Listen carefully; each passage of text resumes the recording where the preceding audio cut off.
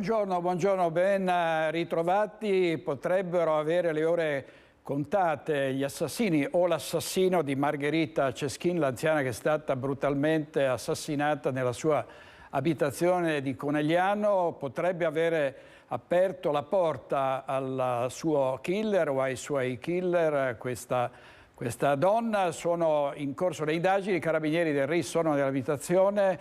Vediamo il servizio di Daniela Sizia. E quello che è brutto è appunto il fatto che sia avvenuto nei confronti di una persona di 72 anni che era ormai tranquilla in pigiama nella sua abitazione e si accingeva ad andare a letto, c'era appena andata, ecco. Lei ha detto poteva accadere davvero a chiunque. Sì, questo è un tipo, cioè, poteva davvero accadere a chiunque, di essere sorpreso in casa e di finire così. Un delitto fra i più feroci. La vittima è una donna anziana, fragile, che viveva da sola. Margherita Ceschin è stata colpita alla fronte con un colpo violento causato da un corpo contundente, tanto da stordirla, ed aveva escoriazioni sotto il mento compatibili con segni di unghie. E infine soffocata con un'azione molto energica che ha provocato anche la frattura delle parecchie costole con uno sfondamento toracico, probabilmente fatto in contemporanea con una forte pressione su naso e bocca per impedirle di respirare. L'ipotesi è che chi l'ha uccisa potrebbe essersi messo sopra di lei, facendo pressione con la gamba sul petto. A fare irruzione uno o più malviventi, senza scrupoli, pronti a tutto. L'ipotesi di gran lunga più attendibile è che uno o più ladri siano entrati nell'abitazione della signora attraverso la porta finestra del balcone del terrazzino, si era al primo piano, quindi a poca distanza dal suolo. Questa porta era aperta. Una volta all'interno dell'appartamento, avendo trovato la signora, che verosimilmente potrebbe aver reagito o cercato di chiamare aiuto col telefonino, che si è trovato poi rotto, l'abbiano uccisa. Certo è che si tratta di un colpo anomalo. La donna aveva ancora al collo una catenina in oro che non le è stata portata via. Dalla casa completamente a soqquadro è sparito solo il portafoglio. Il cellulare della vittima è stato rotto e lasciato sotto l'acqua corrente. Perché? L'apparecchio è stato comunque recuperato dagli investigatori ed inviato ai carabinieri dei RIS per ricostruire messaggi e contenuti. RIS che nelle prossime ore eseguiranno accertamenti approfonditi nell'abitazione di Margherita alla ricerca di tracce biologiche e impronte. In queste ore invece i carabinieri stanno vagliando le immagini delle telecamere di videosorveglianza della zona alla ricerca di fotogrammi che possono aver ripreso i killer, entrati dalla porta finestra aperta sul terrazzo e forse usciti proprio dall'ingresso principale. La morte risale alla notte tra venerdì e sabato, quando è stato dato l'allarme. Margherita è stata uccisa senza nessuna pietà. Le indagini dei carabinieri per verificare il movente, per assicurare alla giustizia l'assassino ed i complici. Avete sentito il procuratore Martani, l'ipotesi che prevale è quella del tentativo di furto finito male. La donna avrebbe sorpreso i ladri nel salotto e per questo sarebbe stata soppressa, però i carabinieri stanno seguendo anche altre piste. Vediamo lo shock nella comunità ovviamente in cui viveva la vittima e anche le parole del sindaco di Conegliano, Fabio Chies. Margherita spesso si trovava con le amiche in questa pasticceria di Conegliano, mai da sola, sempre con le persone con la quale usciva solitamente, ci raccontano le dipendenti, così come aveva fatto venerdì pomeriggio, il giorno prima di essere uccisa. Sì, una signora che ogni tanto capitava al pomeriggio con le sue amiche, facevamo due chiacchiere, ci salutava, molto gentile. Dopo aver chiacchierato, la 72enne si è spostata con una delle due amiche in un altro locale per andare a prendere un aperitivo, con la promessa di vedersi tutti e tre sabato sera per una pizza.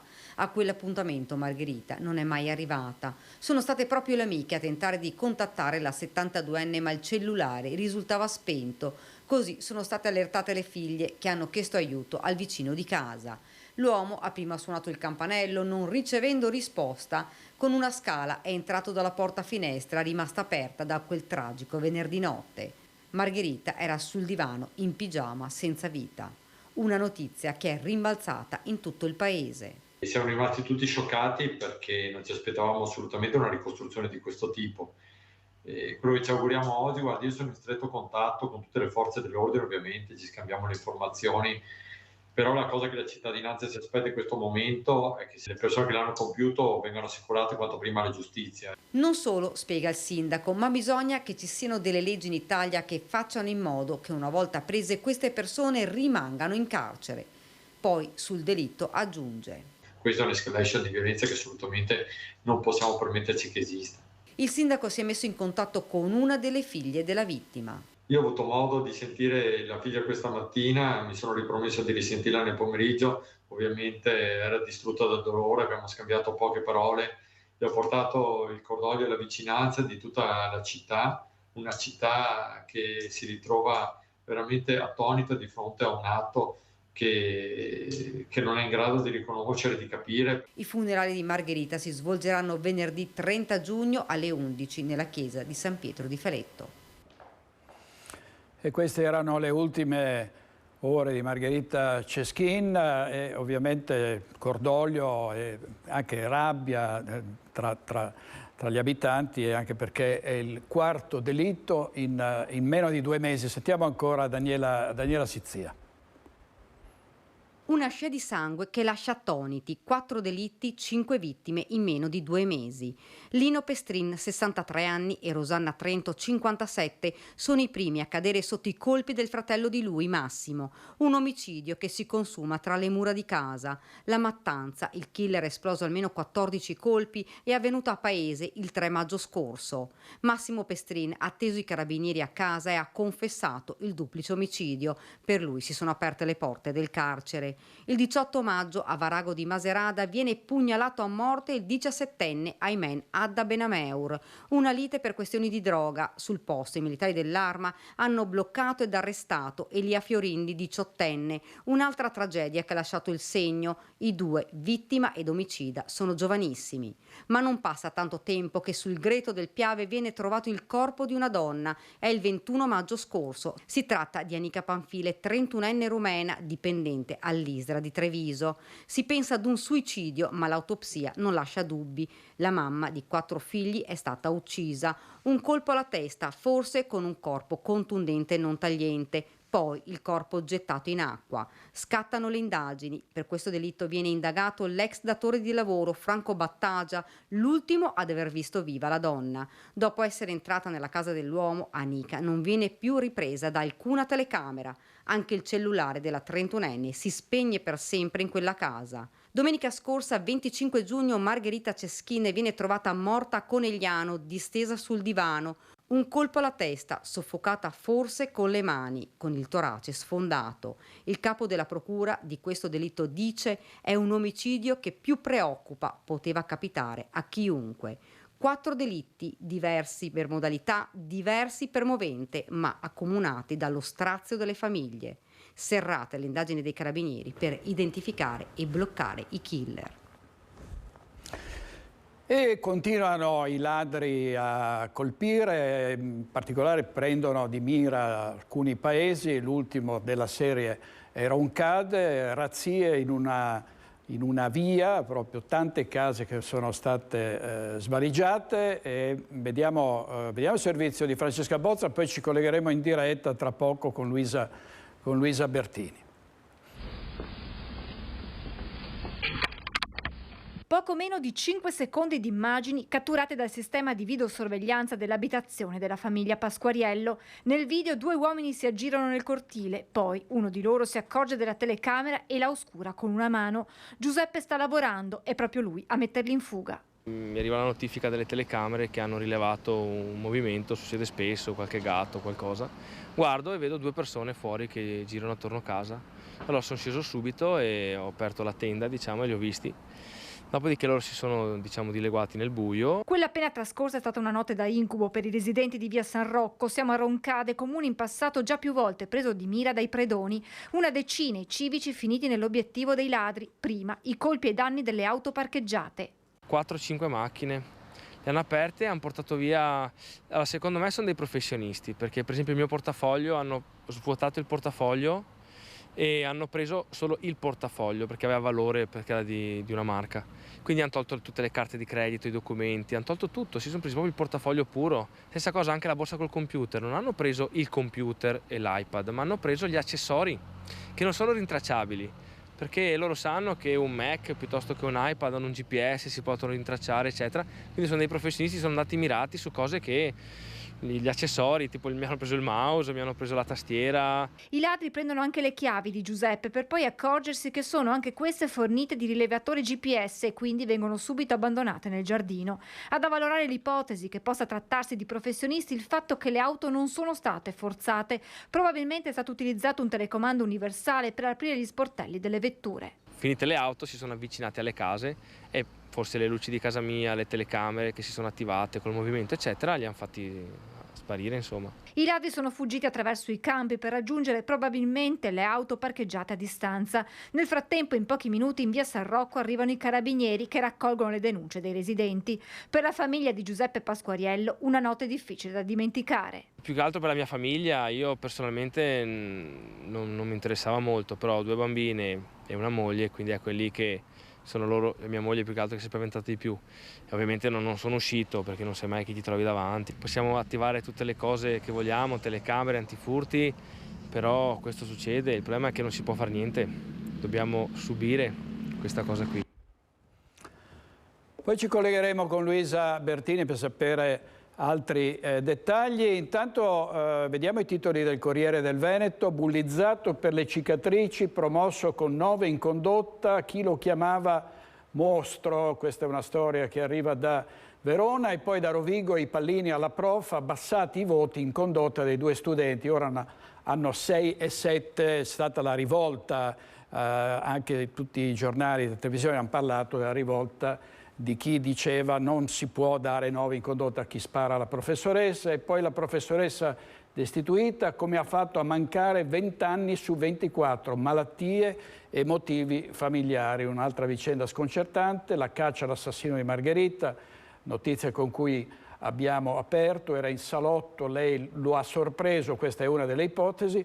Terzo mandato in regione, Salvini lancia Zaia, è giusto per chi governa bene. I giovani veneti restano sempre più a casa, il 64% vive ancora con i genitori, qui siamo sul versante dei cosiddetti bamboccioni. A luglio arriva il ritocco delle pensioni, ecco chi ne beneficerà e per quanto tempo. E questo è il Corriere del Veneto online.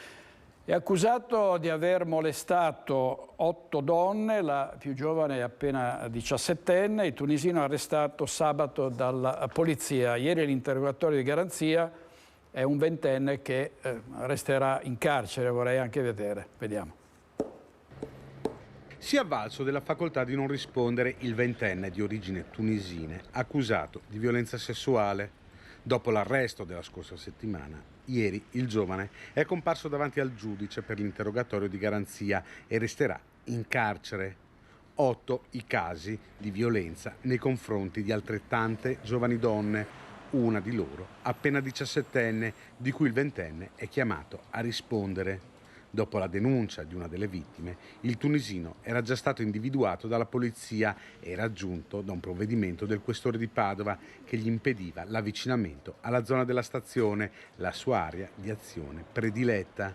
Nonostante questo, il tunisino, irregolare in Italia, aveva violato il provvedimento continuando anche a commettere abusi nei confronti di giovani donne, l'ultimo la scorsa settimana. Arrogante e spregiudicato, questa la definizione degli investigatori. Il tunisino, che è accusato anche di violenza di gruppo, è stato raggiunto da un'ordinanza di custodia cautelare grazie alle testimonianze delle vittime e alle immagini registrate dalle telecamere a circuito chiuso della città. Servizio di Francesco Rattai, torneremo ancora sulla cronaca nera, ma andiamo a Bassano del Grappa perché noi seguiamo sempre da vicino i problemi dei cittadini, specie quando ce li segnalano. E ci hanno segnalato una situazione molto difficile, causa il sottopasso di strada a Torreselle. I residenti sono disperati, sentiamo di cosa si tratta in diretta da Vanessa Banzato.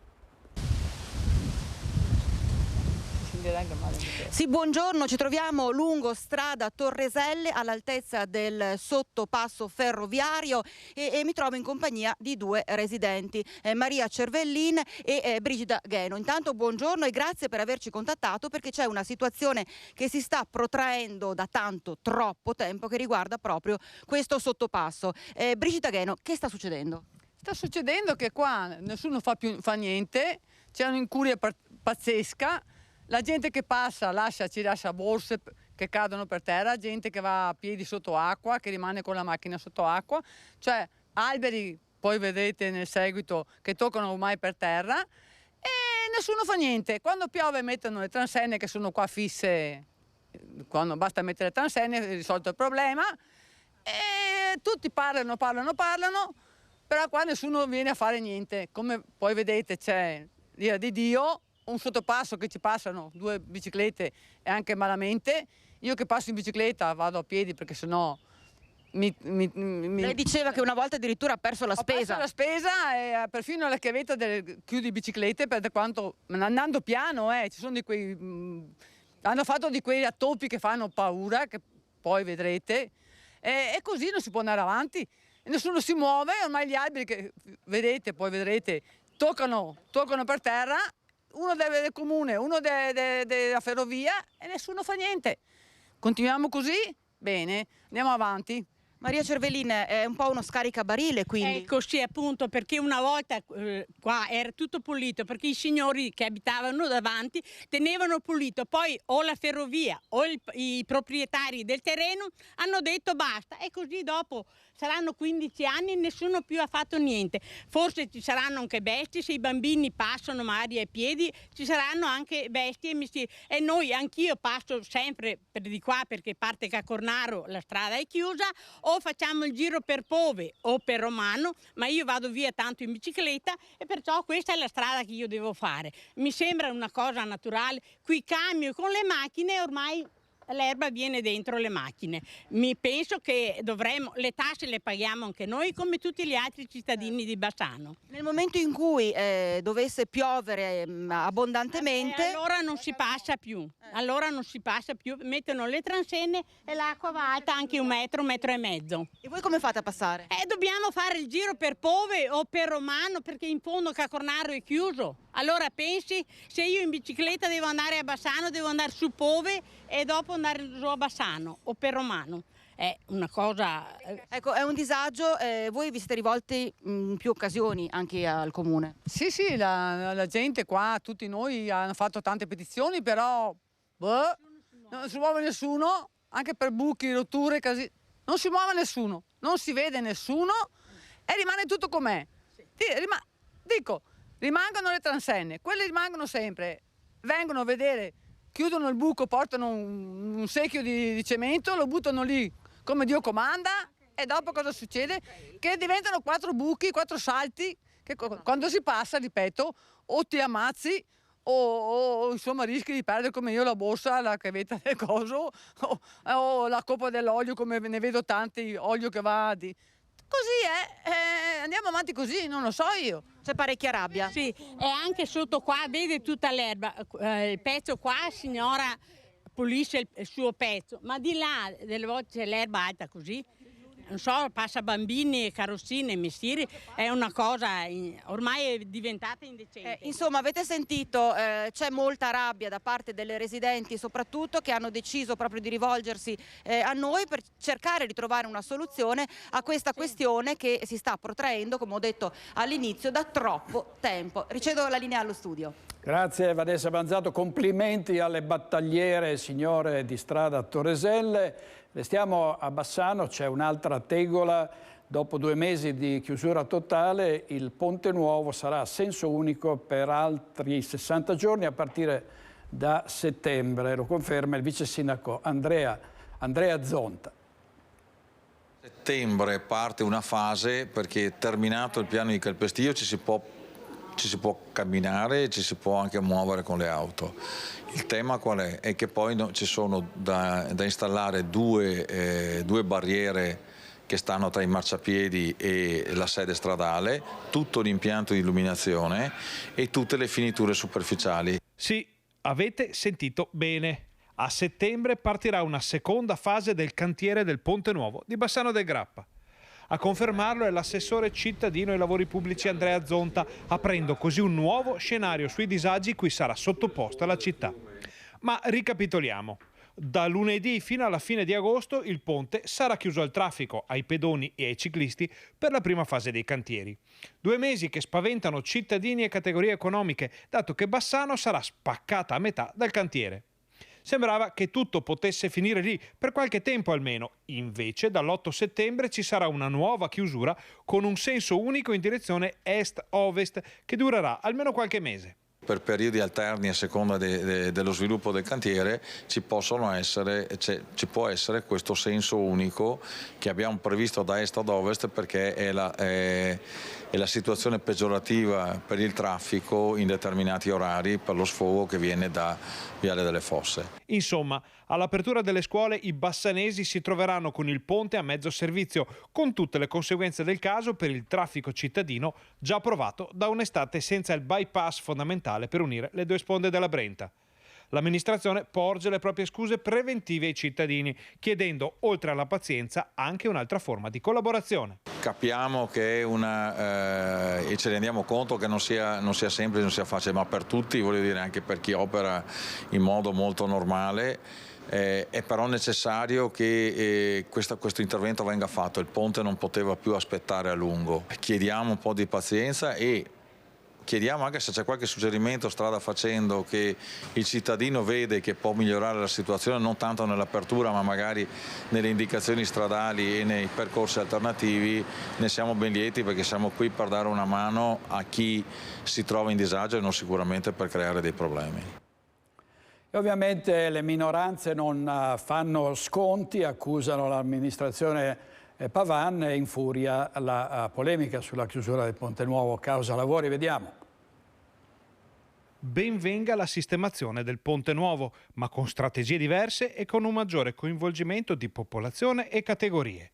Si riassume così il pensiero degli ex amministratori di Bassano sull'imminente cantiere che spaccherà in 2 la città. Finalmente si arriva al cantiere sul Ponte Nuovo, cantiere che parte da una scelta ancora fatta di fatto subito dopo la partenza del restauro del Ponte Vecchio, tra l'altro con lo stesso gruppo di lavoro dell'Università di Padova, che ha fatto le fasi propedeutiche di ricerca e di analisi.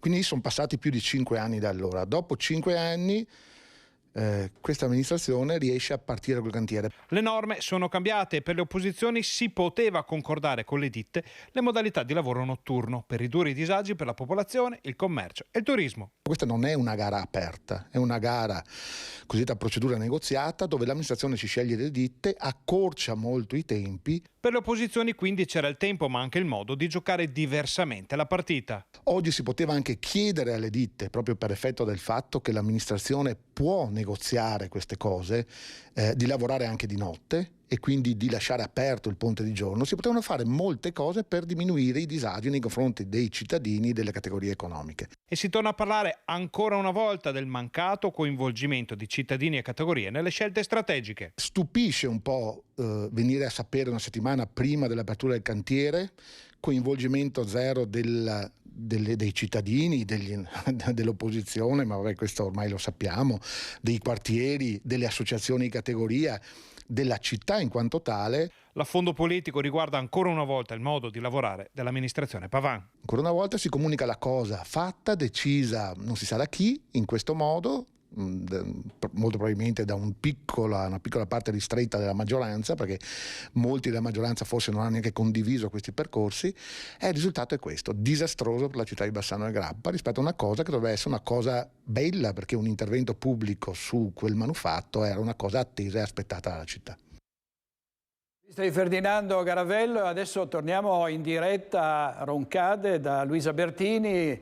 Roncade messa a ferro e fuoco dai ladri. Sentiamo Luisa Bertini insieme al rappresentante di furti in corso. A te la linea, Luisa.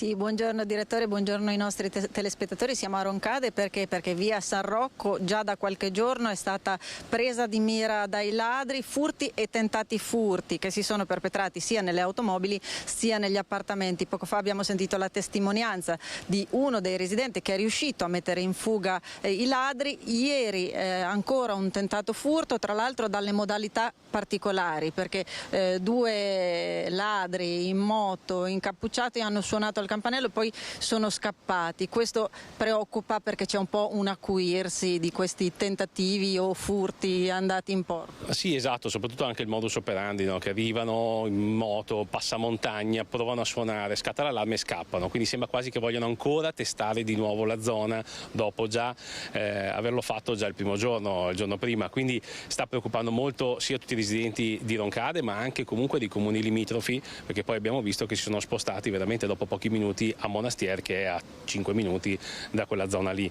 Ovvio che è una zona anche un po' particolare, nel senso che ha tanti campi dove poter scappare, però è anche vero che erano in moto, quindi con una targa che poteva essere magari riconosciuta da un'eventuale videosorveglianza che poteva essere messa in atto, che qui manca purtroppo. Infatti voi battete molto sul punto della videosorveglianza, avete diverse ipotesi in campo.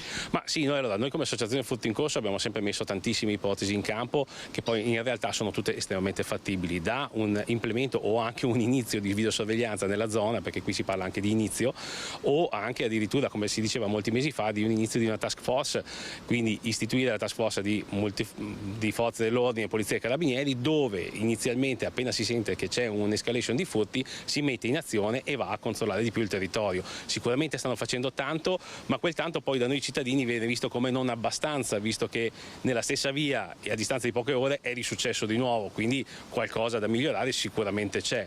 Non si può sempre pensare che sia il cittadino a dover sistemare sempre tutto con gli allarmi, con luci e via, quindi bisogna un attimo stare attenti, soprattutto adesso che è estate. Ecco, infatti con l'arrivo dell'estate c'è un po' un'escalation. Sì, sempre, no? Sono le famose finestre, o come qualcuno dice, a me non piace quella parola stagionalità, no? Perché sembra quasi di autorizzare i furti con la stagionalità, quindi in realtà adesso abbiamo un problema dove tantissime persone lasciano casa chiusa, addirittura scrivono sono in ferie, mettono su Facebook dei posti dove sono, quindi bisogna un attimino stare un po' più allerta. Non sono più i tempi di una volta dove possiamo lasciare la porta aperta, bisogna chiudere tutto, mettere degli allarmi e soprattutto stare attenti molto a questi social che oggi fanno vedere esattamente cosa facciamo e dove siamo. Faccio sempre quell'esempio un po' buffo, ma in realtà dice tanto, che l'unico foto che mi faccio a casa magari con l'unico dipinto di valore che ho può attirare sicuramente un ladro a ispezionare la casa, poi veramente magari è l'unico dipinto che ho di un regalo di un parente, ma intanto mi mette proprio alla mercé di questi delinquenti. Ecco, io ringrazio Christian Demma dell'associazione Furti in Corso, che appunto in questi giorni è attiva a raccogliere tante segnalazioni dal territorio. Restituisco la linea allo studio. Grazie Luisa Bertini e a Christian Demma. Ancora incidenti stradali, qui parliamo della morte di 2 anni fa a Reschigliano di Campodarsego di una ragazzina di 11 anni, Emanuela Braia, che era stata investita mentre stava tornando a casa in bicicletta, e sono cadute. Le accuse contro l'investitore sono state archiviate. Vediamo perché in questo servizio di Chiara Gaiani. Cadono le accuse di omicidio stradale nel processo contro il 38enne veneziano di Santa Maria di Sala, che l'11 ottobre 2021 aveva travolto con il suo furgone Emanuela Braia, 11 anni, mentre rincasava in bicicletta. L'incidente era avvenuto alle 19:10 in via Pontarola, nei pressi del centro di Reschigliano di Campodarsego. Emanuela, subito soccorsa, era morta dopo 2 giorni in ospedale senza mai riprendere conoscenza. A chiedere l'archiviazione del procedimento, accolte dal GIP del Tribunale di Padova, è stato Andrea Girlando, PM titolare delle indagini. Le perizie disposte dalla Procura hanno stabilito infatti che Emanuela ha attraversato la strada in sella alla sua bici al buio e fuori dalle strisce pedonali. Nulla ha quindi potuto fare l'investitore, che in quel momento era diretto verso la tangenziale e viaggiava rispettando i limiti di 50 km/h. Un terribile dolore per la comunità di Campodarsego, che si è stretta attorno alla famiglia di Emanuela, continuando per mesi a portare lumini e fiori sul luogo della tragedia. In regia questa mattina Francesco Ceron con Fabio Falliero. Andiamo a Bassano per ancora problemi che riguardano incidenti stradali. Vediamo. Una vera e propria bomba d'acqua si è abbattuta nel tardo pomeriggio di ieri sulla Val Brenta. Un'ora di pioggia incessante che ha messo in difficoltà il territorio comunale da Vastagna fino a Cismon del Grappa. La rete di scolo in alcuni punti non ha retto e si sono creati allagamenti. In particolare a Cismone, dove i vigili del fuoco sono intervenuti per soccorrere un automobilista finita quasi sommersa con la macchina in un sottopasso invaso dall'acqua a causa del violento nubifragio. I pompieri hanno recuperato l'auto mentre la donna è riuscita in qualche modo a uscire dal mezzo e a mettersi in salvo. Pioggia ma anche vento, con alcuni alberi caduti a Vastagna, fortunatamente senza feriti. Il sottopasso è stato liberato già in serata e la circolazione stradale è tornata alla normalità.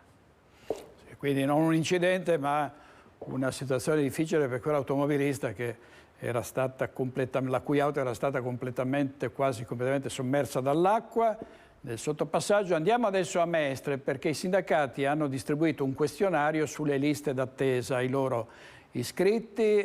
Ci racconta tutto in diretta da Mestre Anna Maria Parisi.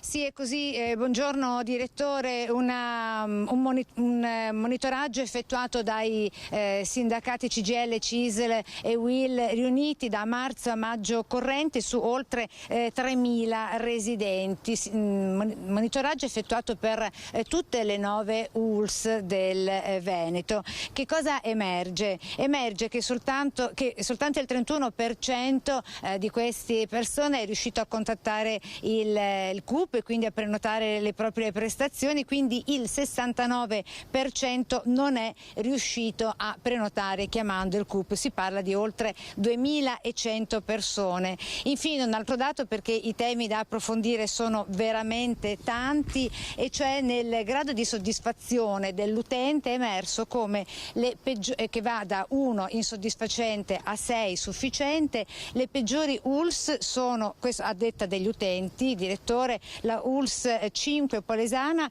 e la ULS 7 Pedemontana, che hanno ricevuto il punteggio di 3,7, con le migliori ULS invece la ULS 1 e la 3 con il punteggio di 4,1. Con me, ringrazio per essere qui con me, la rappresentante del sindacato SPI CGIL del Veneto, Elena Di Gregorio. Buongiorno. Buongiorno a voi. Che cosa è emerso da questa indagine, a parte tutti i numeri di cui forniremo dettagliatamente nello specifico i dettagli nel corso dei servizi che manderemo in onda questa sera con il telegiornale serale? È emerso che comunque il sindacato ha voluto effettuare questa indagine sulla base delle insoddisfazioni proprio degli utenti che voi avete raccolto. Allora, è emerso che il problema dei tempi di attesa per le visite e per la diagnostica è effettivamente un'emergenza anche nella nostra regione, riguarda tutti i cittadini, le famiglie e in particolar modo la popolazione anziana, che ha grandissime difficoltà sia per le modalità di prenotazione ma per i tempi di attesa.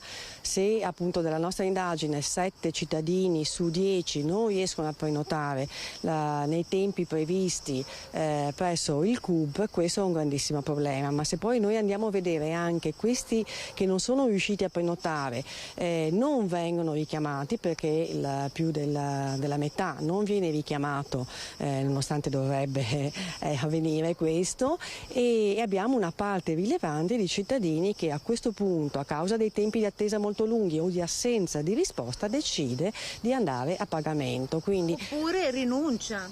Questo della rinuncia è un altro tema che riguarda in particolar modo i cittadini anziani, perché vediamo appunto che gli over 65 hanno maggiori difficoltà. Questo è dovuto anche a una questione economica, perché noi già paghiamo le tasse per avere una sanità che dovrebbe garantirci, no, una tutela, una prevenzione e il diritto alla salute. Dover sborsare altri soldi di tasca propria non tutti possono permetterselo.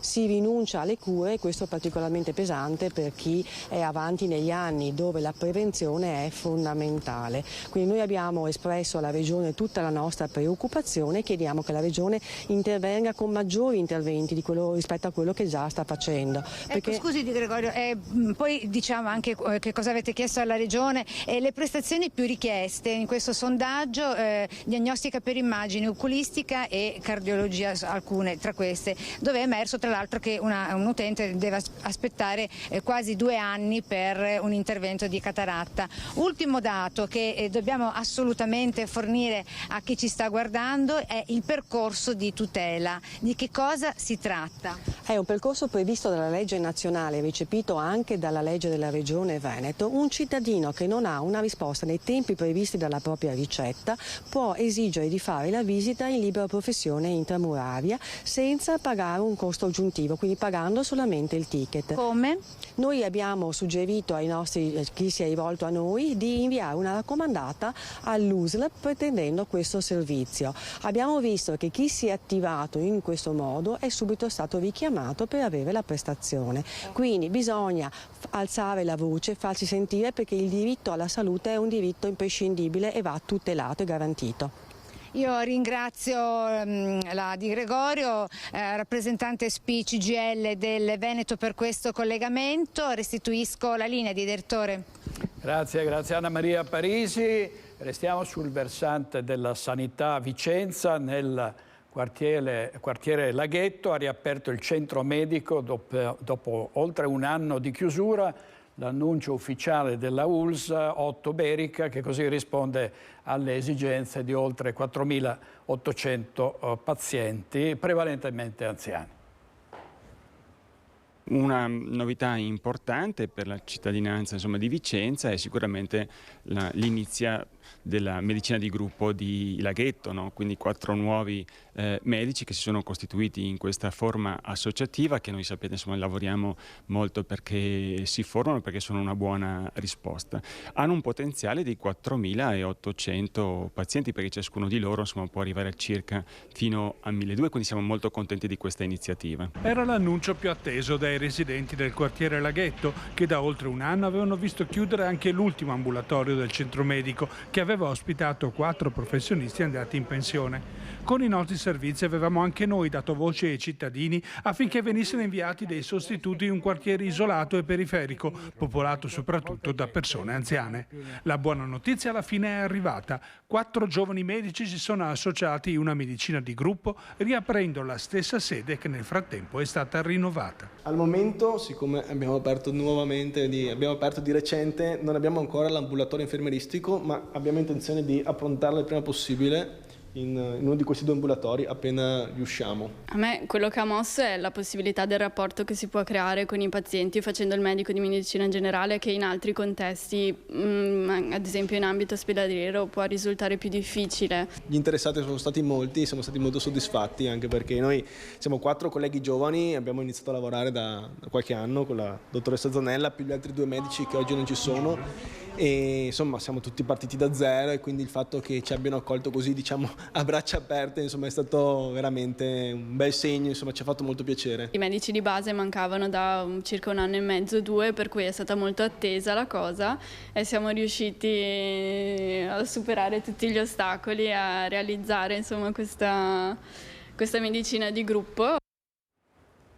Si diceva fino a poco tempo fa, chi voleva iscriversi a medicina, no, non ti iscrivere perché ce ne sono fin troppi di medici. Adesso non ce ne sono più e ci sono per questi ragazzi delle praterie sconfinate, non resteranno certo disoccupati, laureati in medicina. Torniamo sul centro Laghetto, perché abbiamo sentito anche la soddisfazione dei residenti.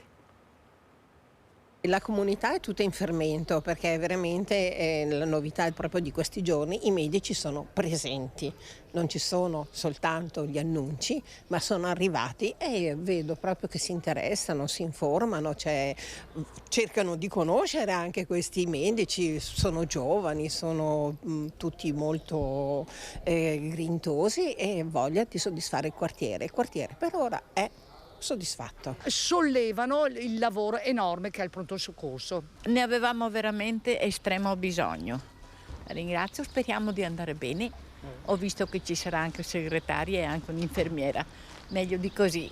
Noi siamo persone anziane, abbiamo bisogno di avere tutto sotto mano. Grazie. È una buona notizia? Sì, certamente, perché adesso doveva andare a 30 km. Aspetta un attimo che guardo se sono finalmente arrivati questi medici. Deve approfittarne adesso. Una buonissima notizia. Oh, finalmente, perché dopo quanto tempo era stata richiesta? Penso, da tantissimo tempo sicuramente, infatti ci eravamo trovati un po' tutti in difficoltà ad andare in altri quartieri. Devo andare oltre il cavalcavia di Porta Padova mentre qua l'avrei davanti a casa in pratica, e quindi il vantaggio grosso è quello.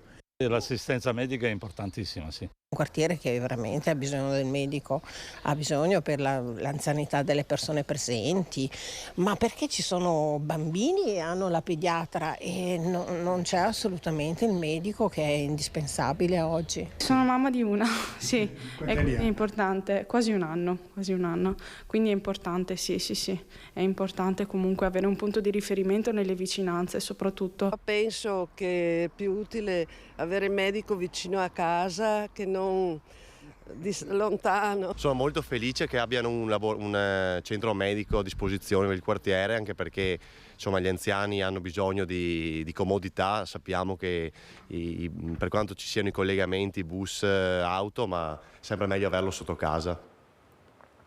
Servizio di Daniele Garbin dalla nostra redazione di Vicenza. Vediamo altri due titoli dai giornali locali. Il Mattino di Padova, Movida a Padova, il sindaco vieta la musica in centro dopo la mezzanotte. E poi una notizia dalla Tribuna di Treviso, è morto il cantante lirico e attore trevigiano Marco Trevisanello, un malore mentre era a Dubai, aveva 74 anni, il decesso improvviso mentre era in auto con la moglie, verrà disposta l'autopsia.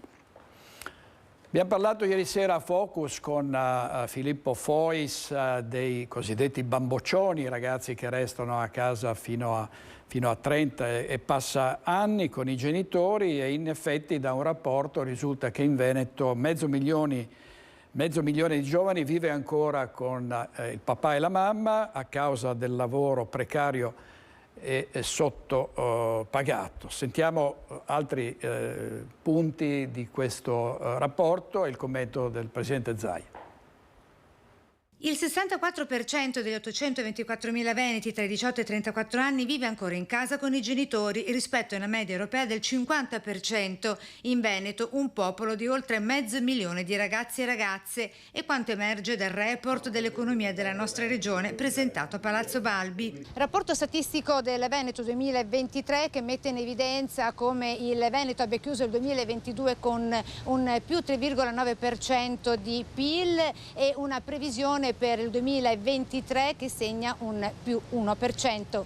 Report tuttavia tra luci e ombre a partire dal fronte occupazionale. È qui che si trova la spiegazione sul perché i giovani continuano a vivere in famiglia, il lavoro risulta sempre più precario e sottopagato. Sotto i 34 anni, dai 18 ai 34 anni i nostri ragazzi hanno un precariato che supera il 32%, sopra i 34 anni invece il precariato si riduce in maniera infinitesimale. Dal rapporto statistico si vede un altro dato importante: il livello di formazione è direttamente proporzionale alla stabilità lavorativa e alla remunerazione. Di positivo c'è che diminuisce il numero dei NEET, ovvero i giovani che non studiano e non lavorano, sono il 13,1% del totale, la terza quota più bassa d'Italia. Report che arriva dopo il difficile momento congiunturale a livello nazionale e con una guerra in corso, quella russo-ucraina, e con la mancanza del mercato russo su tutta la nostra offerta turistica, per quanto in positivo con un più 30% nel 2022 e un più 43% di presenza nel primo trimestre 2023. Il 22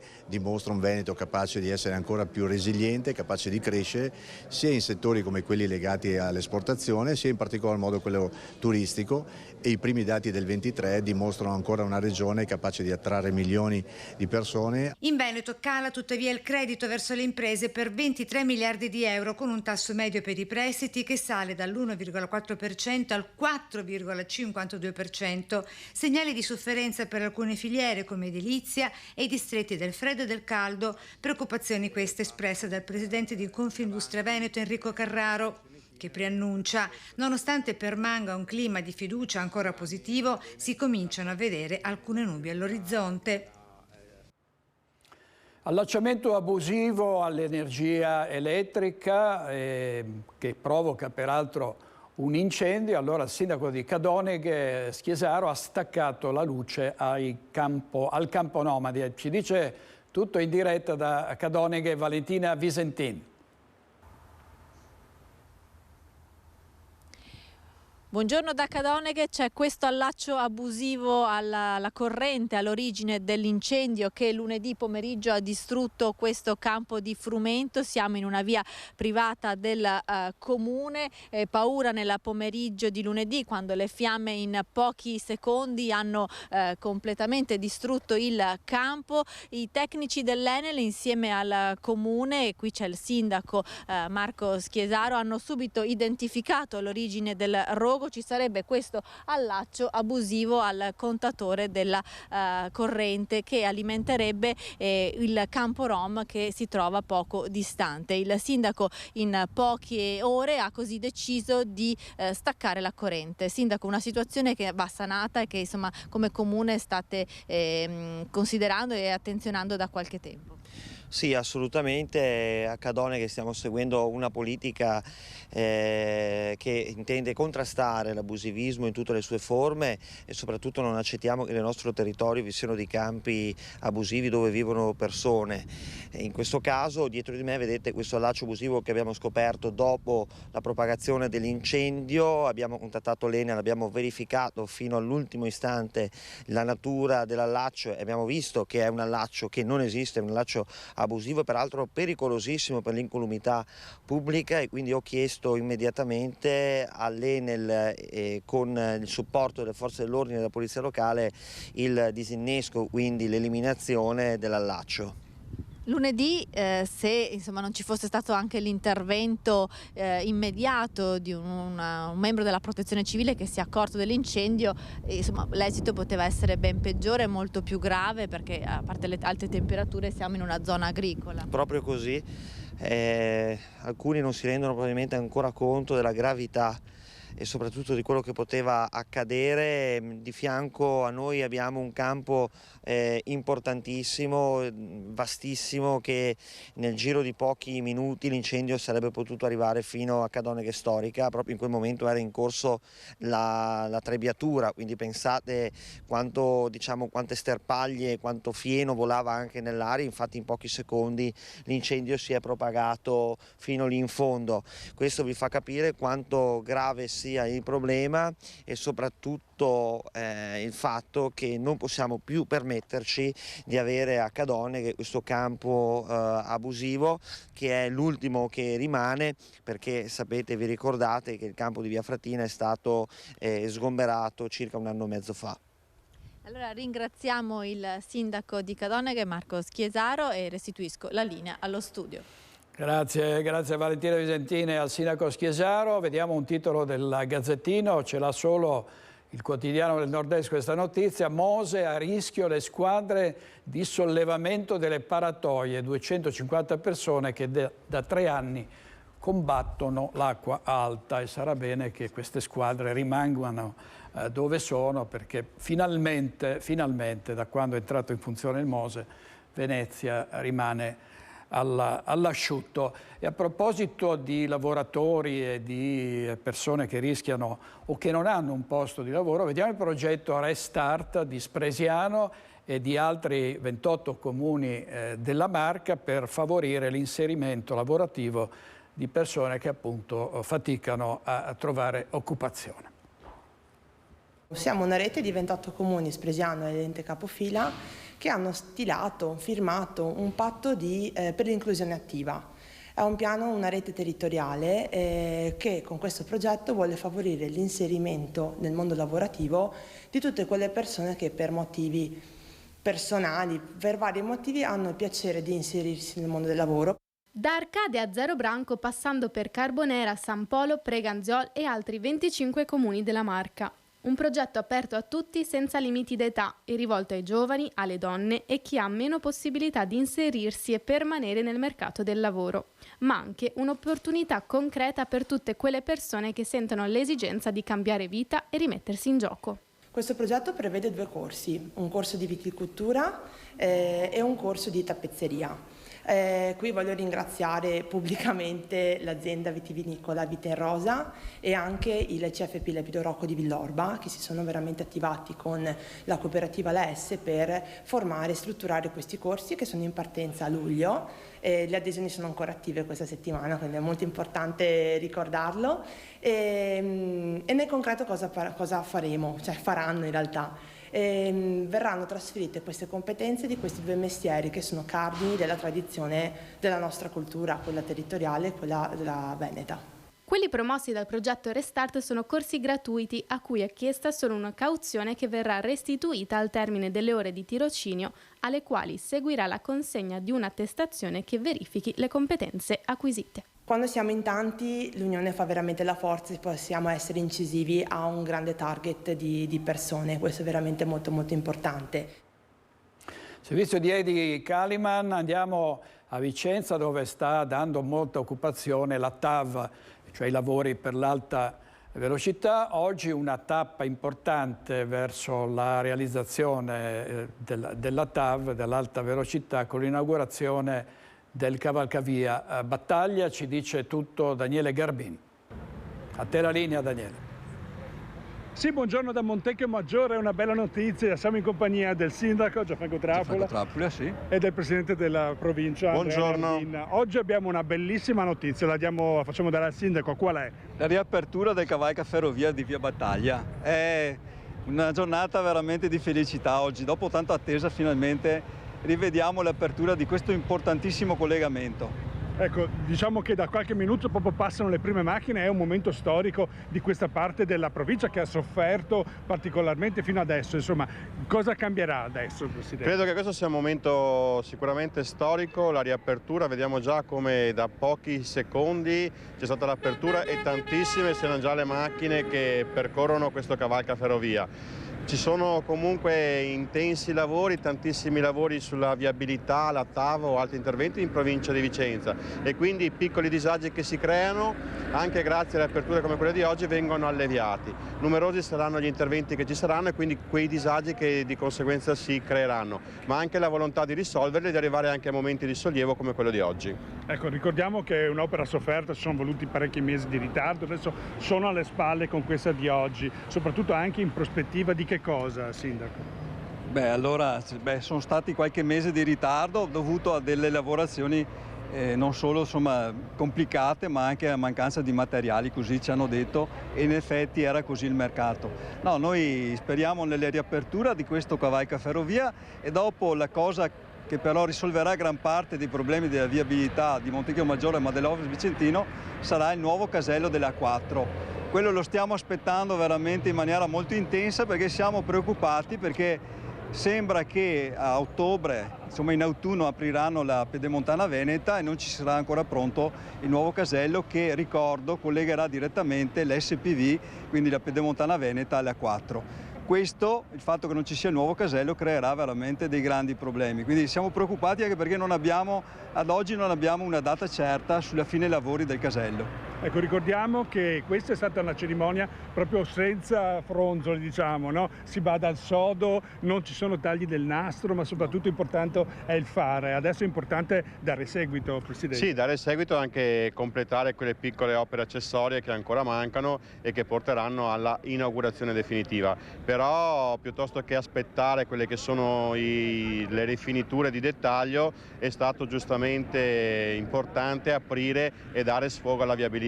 Quindi va condivisa la scelta importante del sindaco che ha voluto aprire nonostante appunto non ci fosse la perfezione assoluta, perché comunque l'essenzialità c'era e quindi l'importanza all'interesse dei cittadini, all'interesse della viabilità. Ecco, benissimo, allora con questo la ringraziamo. Grazie a voi. Ringraziamo anche il sindaco con questa bella notizia. Grazie a voi, grazie. Bene, con questo allora restituisco la linea allo studio.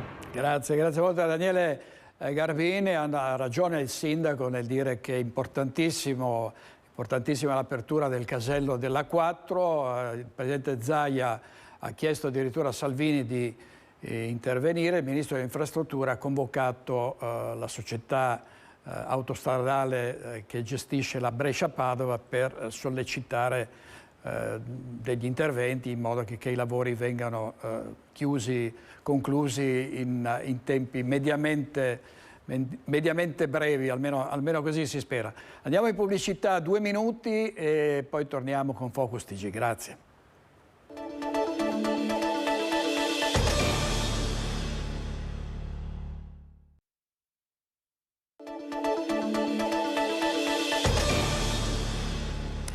Riprendiamo con la politica. C'è un'alta tensione all'interno della Lega dopo il congresso per la segreteria regionale che ha visto la riconferma di Alberto Stefani. A Focus l'altra sera il j'accuse di Gian Antonio D'Arè che dice Roberto Marcato, che aveva rinunciato alla candidatura in maniera molto sofferta, Marcato, dice D'Arè, si è messo d'accordo con Stefani. Vediamo. In casa Lega cosa sta succedendo? No, ho detto che non parlo del congresso. No, grazie. L'ho detto prima, non stavi attento. Il silenzio di Zaia è pesante e indicativo. D'altronde c'è in ballo uno scenario post-congresso che tra le ipotesi più eclatanti potrebbe vedere un nome importante come quello di Roberto Marcato lontano dalla Lega nel prossimo futuro e una scissione che sarebbe letale per l'immagine del Carroccio. Evidentemente anche mezza frase può risultare ingombrante in mezzo alle tensioni che hanno seguito il congresso regionale, mentre la compattezza auspicata dal neosegretario Alberto Stefani scricchiola e rischia di creare una voragine. Che gli strascichi siano ancora forti è indubbio, soprattutto da quella parte del Carroccio trevigiano che ha sostenuto Franco Manzato e che punta il dito non solo contro Marcato ma anche contro la nutrita ala salviniana della Marca trevigiana. A Focus Gian Antonio D'Arè conferma la ricostruzione che già domenica nella nostra prima edizione Dimitri Coin aveva dato di quel martedì pre-congressuale, l'incontro tra le due parti antagoniste a Stefani per trovare la quadra finale. Da una parte c'era Manzato e Coin, dall'altra parte c'era Sonia Di Tali e il sindaco di Noventa Padovana Marcello Bano. Non era presente a quell'incontro, pur richiesto, Marcato. Non si è fatto trovare al telefono, tant'è vero che Manzato aveva posto sul piatto la candidatura e noi avremmo corso tranquillamente per Marcato. Marcato a mezzogiorno annuncia il suo ritiro. Evidentemente ha fatto l'accordo, ha trovato una quadra con Stefani e assieme a lui anche una componente importante trevigiana, molto importante trevigiana. Manzato aveva chiaramente detto, e ci sono i testimoni, che lui si sarebbe ritirato perché bisognava andare comunque con un'unica candidatura. Allora a quel punto, se tutti avessero fatto la loro parte, non ci sarebbe stata quella differenza. Sicuramente uno o l'altro avrebbe vinto, però non ci sarebbe stato quei numeri così esorbitanti. È andata così, si sono messi d'accordo. Vuol dire che la linea del Ponte di Messina ha prevalso su quella dell'autonomia del Veneto. Parole durissime, anche se allo stesso tempo D'Arè fa capire come l'esito di Padova resta un punto di partenza indiscutibile. Certo, non sarà un percorso facile. Il congresso ha sancito che Stefani è il segretario, noi rispettiamo il segretario, il suo programma, perché è il programma di chi ha vinto, e noi saremo a disposizione, se è possibile, se lo vogliono, porteremo il nostro apporto. Tanti gli appelli all'unità, tra questi uno importante arriva dal sindaco di Treviso e presidente di ANCI Veneto. I congressi servono per decidere chi è il leader, la base si è espressa, dobbiamo tutti quanti rispettare e condividere la scelta, unirsi per un unico grande obiettivo, che è quello di far crescere la Lega, che significa far crescere il consenso, che significa aumentare il numero di amministratori, che significa portare la Lega del buon governo in quanti più comuni possibili. E questo era il commento del nostro caporedattore centrale del gruppo Media Nord-Est, Nicola Zanetti, e c'è stato un altro terremoto politico, quello dovuto all'abbandono dalle cariche di sindaco e di presidente della provincia, sindaco di Castelfranco, Stefano Marcon. Alberto Stefani, segretario riconfermato, sta tentando di farlo tornare sui propri passi. Vediamo. Il faccia a faccia per ora è rimandato, né è dato sapere se mai avverrà. È lapidario infatti il no comment di Stefano Pasqualotto, Giovanni Catapane e Viviana Gatto al guanto di sfida lanciato ieri da Stefano Marcon proprio ai nostri microfoni. Mi rendo disponibile ad un confronto davanti alle telecamere con i consiglieri Pasqualotto, Gatto e Catapane, dove ognuno spiega le proprie ragioni e conseguentemente se ne assume poi le responsabilità. Da parte nostra, scrivono i tre in un comunicato, respingiamo ogni tentativo di accreditarci come coloro che mettono veti e tengono la maggioranza sotto scacco. Da ottobre, quando siamo usciti dal gruppo Lega, specificando fin da subito che saremmo rimasti nella compagine del centrodestra, abbiamo garantito il numero legale e votato tutti gli atti fondamentali di un'amministrazione. I verbali lo confermano in modo incontrovertibile. Rimane e rimarrà il nostro senso di responsabilità. E proprio nella maggioranza di centrodestra la sensazione di urgenza è chiara, lo ribadisce il capogruppo di Fratelli d'Italia in Consiglio. Il problema forse era fuori dal Consiglio Comunale, cioè c'era una dialettica interna o trasversale tra questo gruppo e l'ex gruppo consigliare della Lega, che poi chiaramente aveva dei risvolti all'interno della Giunta, che evidentemente rendeva la vita più difficile del previsto al sindaco. Qui non stiamo semplicemente discutendo tra mi dimetto o non mi dimetto da una carica di sindaco, qui stiamo discutendo del destino di una città che rischia di stare 9 mesi, non un mese, 2 mesi, 3 mesi, 9 mesi con un commissario prefettizio. Intanto Marcon continua a ricevere numerosi messaggi di solidarietà sulla pagina Facebook nella quale sabato ha sganciato la bomba, lo sfogo che precedeva le dimissioni, con doppio fronte, politico sulla direzione della Lega e amministrativo con l'attacco ai 3 consiglieri. Ma c'è chi, collega sindaco del Carroccio e membro importante della provincia, è di tutt'altro avviso. Quindi lei dice io non avrei dato le dimissioni? No, io da sindaco non lo farei mai, sinceramente. Se vogliono mandarmi a casa, cosa che no, sinceramente non è mai capitata, che lo facciano i consiglieri come è avvenuto in altre parti, però è chiaro che noi abbiamo un mandato popolare forte e alla fine deve essere rispettato. Ritengo che ci sia molto da fare, soprattutto in ambito provinciale, e non possiamo permetterci di fermarci in questo particolare momento storico. Mentre il Partito Democratico sta alla porta e osserva una implosione non inaspettata. Una maggioranza a corto di ambizione, di visione, che si è limitata, seguendo il primo mandato di Marcon, alla ordinaria manutenzione dell'esistente, che ora si incarta in una questione di beghe puramente personali. Io da castellano non posso che manifestare una profonda indignazione, ma questo lo dico, ripeto, al di là dell'appartenenza politica. Quello che sta succedendo è da irresponsabili. Allora, diamo un'occhiata alle prime pagine dei giornali, in particolare sulla politica. Questo è il titolo della Repubblica. Giorgia Meloni oggi ha parlato alla Camera e ha sfidato l'Europa su tassi di interesse che l'Europa vuole aumentare e il meccanismo di stabilità. Pensare all'interesse dell'Italia, ha detto, è andata in aula per comunicazione in vista del Consiglio europeo del 29 e 30 giugno, l'aumento deciso dalla BCE è semplicistico e dannoso, e sul MES ha detto non alimentare polemiche, bisogna pensare all'interesse nazionale.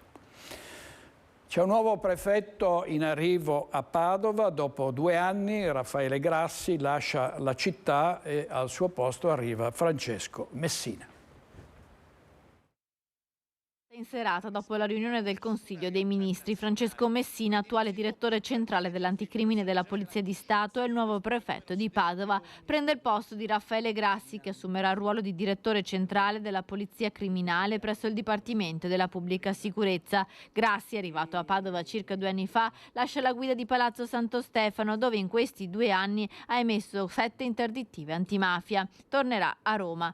Arriva in città invece Francesco Messina, 61enne, siciliano, poliziotto di lungo corso, il primo incarico nella sezione omicidi della squadra mobile di Milano, che poi dirigerà dopo essere stato a capo della squadra mobile di Brescia. Tra gli incarichi avuti in passato anche quello di capo del centro del SISDE di Palermo, è stato prefetto di Varese, Caserta, Perugia e Torino. Il Consiglio dei Ministri ha inoltre conferito un nuovo incarico alla padovana Maria Luisa Pellizzari, attuale vice capo vicario della Polizia. Sarà la nuova commissaria straordinaria del governo per la gestione del fenomeno delle persone scomparse. Tra poco andremo a Selvazzano Dentro, dove è caduta la giunta Rossi per mancanza del rendiconto 2022, ma torniamo a Bassano del Grappa per la questione delle case di cura Isac, Villa Serena e Piano Mar, agitano il Consiglio comunale. Sentiamo cosa dice Ferdinando Garavello. Tanto tuono che piove, vien da dire. E dopo la pioggia di polemiche sulle vicende legate all'ISAC, Villa Serena e al piano Mar, piomba sul Consiglio Comunale di giovedì un'interrogazione piuttosto vivace delle opposizioni, che ha per titolo la grave e crescente preoccupazione della comunità bassanese per la previsione di una drastica riduzione dei posti letto nei centri servizi per anziani dell'ISAC. Nelle motivazioni viene spiegato come il provvedimento prenda le mosse dai progetti presentati dall'ISAC lunedì, che prevedono la dismissione di Villa Serena e lo spostamento degli ospiti nel nuovo edificio da realizzare nell'area Sturm. Allo stesso tempo i consiglieri sottolineano il calo dei posti letto, che scenderanno dai 287 attualmente a disposizione in Villa Serena ai 120 previsti. Questo, fanno sapere le opposizioni, comporterebbe una drastica riduzione dei posti letto nel più grande, importante, significativo e antico istituto di assistenza agli anziani senza scopo di lucro del vasto territorio bassanese, con conseguente e preoccupante arretramento e indebolimento del sistema pubblico di assistenza agli anziani. Nel documento protocollato oggi si parla inoltre del nuovo piano Mar e del probabile arrivo di una residenza per anziani. Faccenda che avrebbe dovuto finire in commissione, ma che è stata stralciata all'ultimo momento dopo la presentazione alla stampa. In soldoni, il quadro è quello di cui parliamo da giorni nei nostri servizi, un quadro sul quale le opposizioni, dopo aver raccolto i timori e le perplessità della città, vogliono chiarimenti dalla sindaca Elena Pavan. Resta da capire se l'interrogazione verrà inserita nell'ordine del giorno. Questo si saprà solo pochi minuti prima del Consiglio cittadino. E a Bassano Grappa motoseghe e taglialegna al lavoro in Viale Scalabrini per l'abbattimento di alcuni platani. I cittadini preoccupati, ma il comune assicura saranno ripiantumati. Dall'alba al tramonto, tanto è durato il lavoro delle motoseghe in Viale Scalabrini, dove è in corso l'abbattimento di alcuni platani. Un colpo al cuore per chi questa via della città la conosce bene e spesso ha approfittato degli alti e frondosi alberi per ripararsi dal sole estivo. Le piante tagliate sono purtroppo morte, ha spiegato il vice sindaco Andrea Zonta. 4 o 5 esemplari di platani che assicura saranno sostituiti. Vanno rimossi prima che magari un temporale o del vento li faccia cadere a terra, ma è prevista anche la loro sostituzione con essenze dello stesso tipo, cioè del platano, che verranno piantumate in autunno. È l'autunno, stagione umida, il momento migliore per piantare alberi di questo tipo, assicura il comune. Nel frattempo ai cittadini resta un po' di nostalgia. Io li ho sempre visti qua, in 40 anni, 50 anni, li ho sempre visti questi platani qua, sempre qua, sì. Ma non fa allora un po' così? Non sembra che ti lasci un amico? Un pochettino, perché sa, il verde è sempre un piacere che fa vedere, adesso così vede tagliare, insomma, dopo tanti anni. Però insomma, c'è un po' di consolazione, dice che mette qui nuovi e poi i nostri figli, i nipoti vedono il verde. Io certo non li vedo, che vengono grossi così. A Vicenza c'è una delle più grandi aree verdi del Veneto e sono anni che i cittadini aspettano che venga consegnato questo parco della pace. È andato a fare un giro in questa zona che si spera di restituire presto ai cittadini. Carlo Alberto Inghilleri con il sindaco Giacomo Possamae. Sentiamo. Il Grande Rebus, Parco della Pace, 63 ettari in cerca d'autore, o almeno di un progetto definitivo. Oggi le idee sono una, nessuna, 100.000. Portarci la nuova sede della Protezione Civile Comunale, attrezzarlo per le attività sportive, per le aree gioco, con gli orti urbani, creare parcheggi. Di spazio ce n'è abbastanza per realizzare tutto, eppure passano gli anni, i sindaci che governano la città, ma alla fine il Parco della Pace resta un fronte di guerra politica, di confronto acceso, esplosivo. Come le bombe spuntate, nonostante il parco fosse stato consegnato dal centro-sinistra di Variati al centro-destra di Rucco, sulla carta completamente sminato. E invece è stata necessaria un'altra bonifica. Poi c'è stata la bomba sanitaria, la pandemia, che ha sospeso il tempo, che ha fermato tutto per 2 anni. Poi è arrivata la bomba economica dei rincari dei carburanti, delle materie prime. Fatto sta che oggi a Vicenza ad amministrare è tornato il centro-sinistra con Giacomo Possamai e il parco è ancora molto arretrato. Serve un'idea su come aprirlo e come sostenerlo economicamente. Ci sono i progetti per le attrezzature sportive in fase avviata, ma molto va ancora definito. Che tipo di attrazione, che tipo di attività portarci all'interno, perché la parte sportiva è quella più definita, ma per il resto va tutto costruito. Chiaramente la principale attrattiva è l'aspetto naturalistico, quindi un bel parco, un grande parco naturale, ma dobbiamo portarci anche attività, iniziative, momenti destinati alla cittadinanza, insomma fare in modo che sia un grande parco vissuto dai vicentini. Una delle ipotesi è attrezzare il parco anche per farci dei concerti, dei grandi eventi, sfruttando l'enorme spazio proprio davanti alla base americana d'Aldin. Ma quello che nascerà sarà soprattutto un parco destinato alle famiglie che qui potranno venire a passare un fine settimana o anche solo qualche ora all'aperto, in un'oasi verde dove sono stati creati anche dei corsi d'acqua. Questa era zona che prima dei lavori era tutta una zona verde, era tutto un prato, ovviamente serviva l'aeroporto, poi i tecnici hanno creato tramite degli scavi questi guadi che si prevede possano essere anche navigabili con delle canoe. Adesso è un progetto che stiamo valutando come amministrazione. Noi abbiamo sempre creduto nel senso di questo parco e siamo convinti che possa essere davvero il grande polmone verde della città, un'area destinata ai bambini, alle famiglie, dove passare il proprio tempo libero. Certo che serve concentrarsi subito su come aprirlo senza pesare sulle tasche dei vicentini e soprattutto dando l'idea che sia un parco sicuro, presidiato, sorvegliato, quindi c'è un grande lavoro da fare.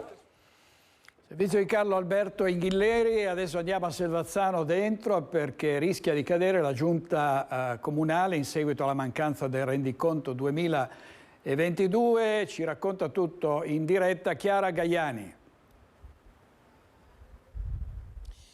Buongiorno, ci troviamo nell'ufficio del sindaco di Selvazzano dentro, Giovanna Rossi, che ringraziamo.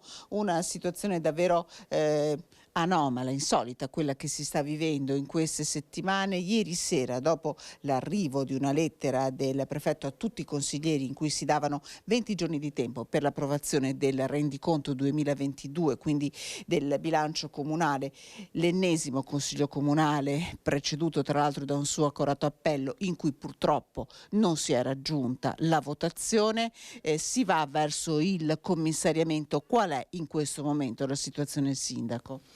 E la situazione, appunto, come ha ben descritto, è questa.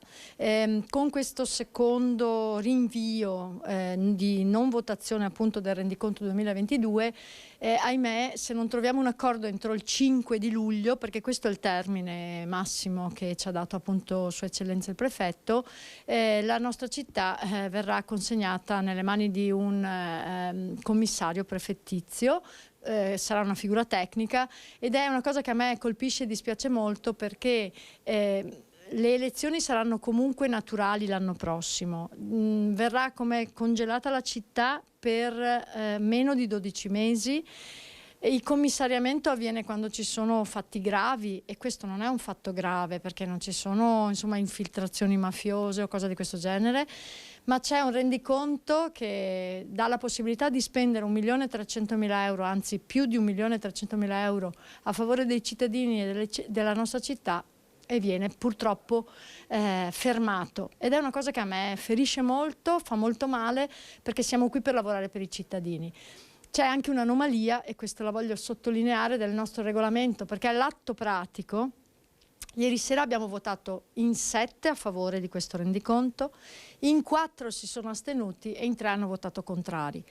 L'italiano dice che chi si astiene vuol dire che non vuole prendere una posizione, che non vuole prendere una responsabilità, e quindi non dovrebbe né pesare per il sì né pesare per il no. Il regolamento di Selvazzano invece dice che chi si astiene purtroppo è come se votasse no. Quindi io vorrei fare un appello accorato ai miei consiglieri, ai consiglieri comunali, perché abbiamo ancora il tempo, se vogliamo, di cambiare idea e di pensare ai cittadini e al bene dei cittadini, per cui entro il 5 di luglio, se volessimo, potremmo chiedere la convocazione di un consiglio comunale e potremmo effettivamente approvare questo rendiconto. Io lo dico proprio in modo molto diretto e molto, molto sincero, perché lasciare la città nelle mani di un commissario, che è una figura assolutamente tecnica, così, non è che sia proprio come se niente fosse, perché non ci sarà più un sindaco, non ci saranno più gli assessori, non ci saranno più consiglieri, quindi alla fine non ci sarà più nessuno a cui eventualmente rivolgersi. Allora, le chiedo, c'è un tempo tecnico per riuscire a fare la convocazione di un nuovo Consiglio Comunale? Beh, bastano 3 giorni per una convocazione straordinaria, per una richiesta di convocazione straordinaria, poi quando si è tutti d'accordo siamo sempre lì. Quando c'è l'intento che è comune, l'obiettivo da raggiungere che è comune, il modo si trova. Ovviamente noi questa vicenda continueremo a seguirla. Ricordiamo, per chi non conoscesse la zona, Silvazzano Dentro è un comune della cintura di Padova di 23.000 abitanti, quindi è un comune davvero molto importante. Allora io ringrazio il sindaco Giovanna Rossi, ringrazio per la collaborazione tecnica il collega Federico Cibotto e da Silvazzano Dentro restituisco la linea allo studio. Grazie Chiara Gaiani, tante donne sindaco in prima linea. Giovanna Rossi è tra queste, non la conosciamo, io non la conosco, ma mi sembra molto onesta, molto determinata e molto sincera, come ha detto, e quindi speriamo che il comune non venga commissariato, perché non è mai bello vedere commissariare un comune. Nessuna traccia di veleni da FAS nell'acqua del rubinetto di 36 comuni della provincia di Venezia e Treviso serviti da Veritas, ed è quindi una buona notizia. Non ci sono tracce di FAS nell'acqua erogata da Veritas attraverso l'acquedotto pubblico, e quanto emerge dalle analisi effettuate dal laboratorio aziendale Veritas nei 36 comuni serviti, dei quali 29 in provincia di Venezia e 7 nel Trevigiano. Analisi effettuate a livello preventivo e per scongiurare che la falda inquinata dai veleni in questione dal Vicentino e dal Padovano non fosse salita fino a Venezia e Treviso, così da Veritas. Specifica come il limite di quantificazione per la ricerca dei FAS, fissata in accordo con ARPAV e con gli altri laboratori regionali della rete Vivere Acqua Lab, è stato fissato a 5 nanogrammi per litro e in nessun caso ne sono state trovate tracce.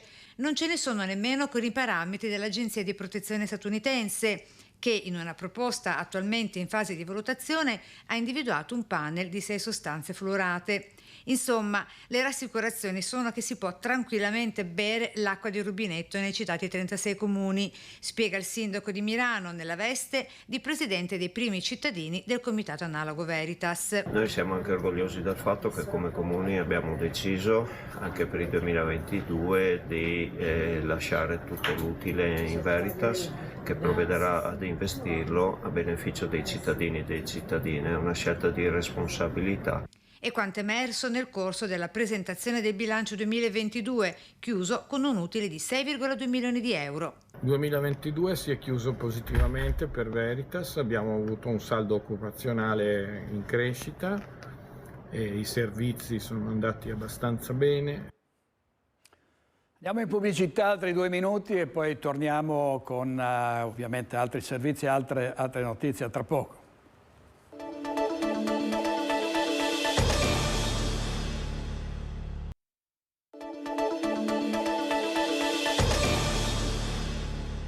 Diamo ancora ai titoli del del Gazzettino, vediamo la prima pagina, Gazzettino Online, ordinanza contro la movida molesta, strumenti musicali e casse per cellulari vietati in centro storico e al Portello, e qui siamo a Padova, a Jesolo, furti e minacce nei negozi, scatta il Daspo Willy per 5 minorenni. Cortina d'Ampezzo è la regina delle case di lusso, dal 2019 a oggi il valore degli immobili è raddoppiato. E poi una notizia da fogliettone, siamo andati a fare l'amore ma torniamo, curioso cartello sulla vetrina della storica osteria a Col Bertardo. Andiamo a Padova, dove da luglio partiranno le visite guidate alla statua del Gattamelata, e Valentina Visentin, già che c'era, è salita sul monumento del Donatello. Vediamo. Che cosa scopriranno i visitatori? Potranno vedere da vicino il capolavoro di Donatello, perché abbiamo la rappresentazione di Gattamelata con un'armatura un po' all'eroica, è un po' quella che era forse la sua originale del suo tempo, la sua spada, su questo destriero bellissimo che avanza imperterrito verso Padova, perché è indirizzato verso il nord, quindi verso Padova. Lo sguardo di Erasmo Danarni, detto il Gattamelata, verso la città di Padova, come a celebrare con orgoglio le grandi imprese del condottiero morto nel 1443.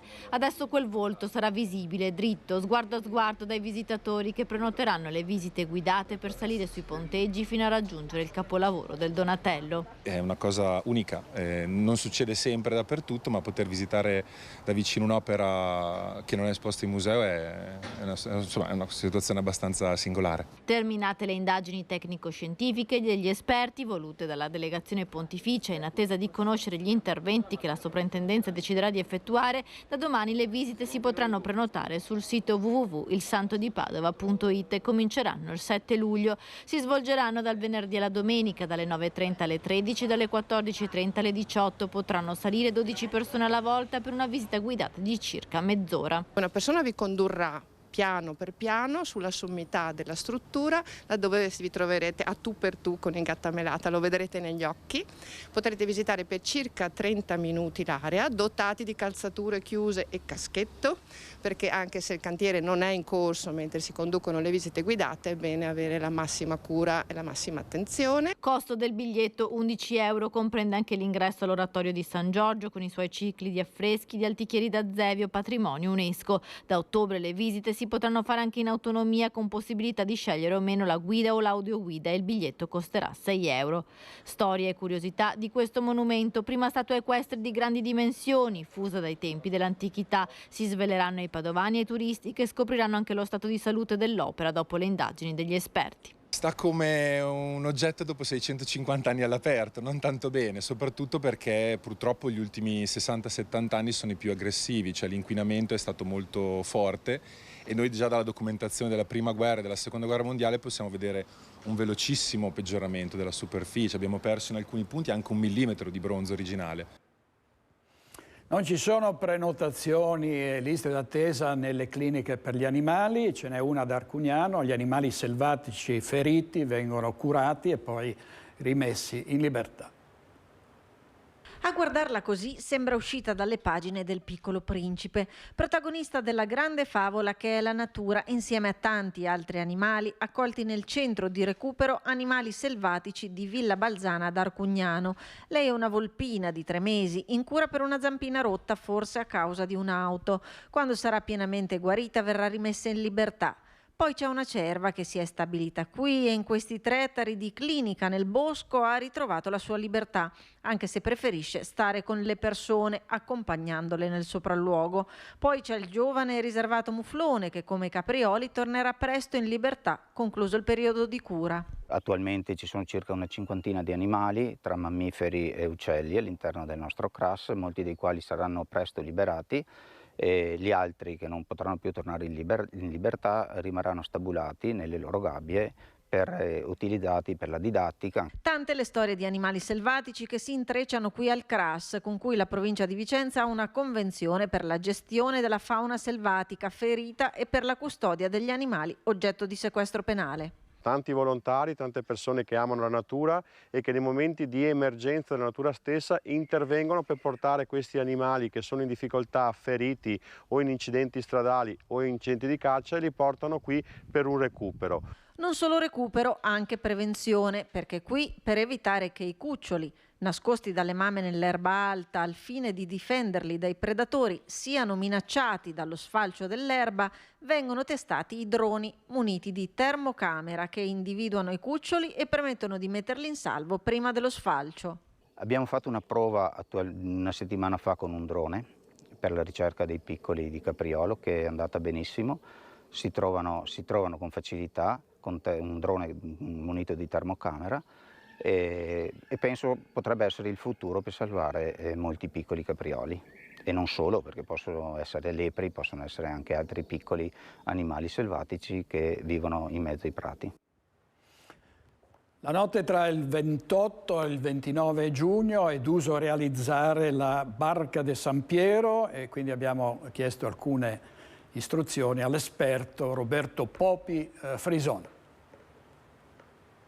È un rito antico quello della barca di San Pietro da realizzare nella notte tra il 28 e il 29 giugno, nel pieno dell'estate, del lavoro dei campi, e infatti la forma dei velieri veniva vista come un presagio, un rito della tradizione contadina della nostra terra che nelle case venete si ripete. Come fare questa barca? Servono una caraffa d'acqua e uno e un solo uovo fresco, ma non bastano. Da un esperto come Roberto Popi Frison, ecco alcune dritte. Innanzitutto il recipiente va scelto con il fondo tondeggiante, questo per aiutare l'albume ad assumere quella forma della chiglia della nave. L'acqua va bene quella corrente, si riempie il contenitore fino a 2/3. Fondamentale la temperatura del luogo dove sarà lasciata riposare la caraffa, raccomanda Popi Frison. Se noi posizioniamo la caraffa in un posto che è ancora caldo, l'albume si cuoce immediatamente e perdiamo la magia della notte. Piuttosto aspettiamo che si faccia tardi per realizzare il rito. Un fenomeno legato allo scambio di calore e alla densità maggiore dell'albume dell'uovo rispetto all'acqua, spiega la scienza, che nulla toglie alla bellezza di tradizioni la cui origine si perde nella notte dei tempi. Servizio di Chiara Gaiani, abbiamo ancora un minuto, quindi diamo un'occhiata al principale quotidiano nazionale, Corriere della Sera, vediamo i titoli di apertura. Missili russi su un ristorante a Kramatorsk, almeno 10 morti, tra cui 4 bimbi e 56 feriti, continua il Gran Guignol in Ucraina. Surovikin sapeva del piano di Prigozhin, il capo della Wagner, i sospetti sul generale che rischia molto. Qui in alto, in Francia, un poliziotto uccide un 17enne in auto durante un controllo, in un video il momento dello sparo, e la Meloni che dice oggi alla Camera: non è il momento di ratificare il MES, mi assumo le mie responsabilità. Ci sarà la recessione anche in Italia. Giorgetti, ministro dell'economia, dice in Germania è già arrivata. Ne parleremo di questo ed altro, ovviamente a Focus questa sera, tanti temi di attualità di cui ci occuperemo alle 21:15. Grazie per averci seguito, buona giornata e grazie a Francesco Ceronna e a Fabio Falliero oggi in regia. A più tardi.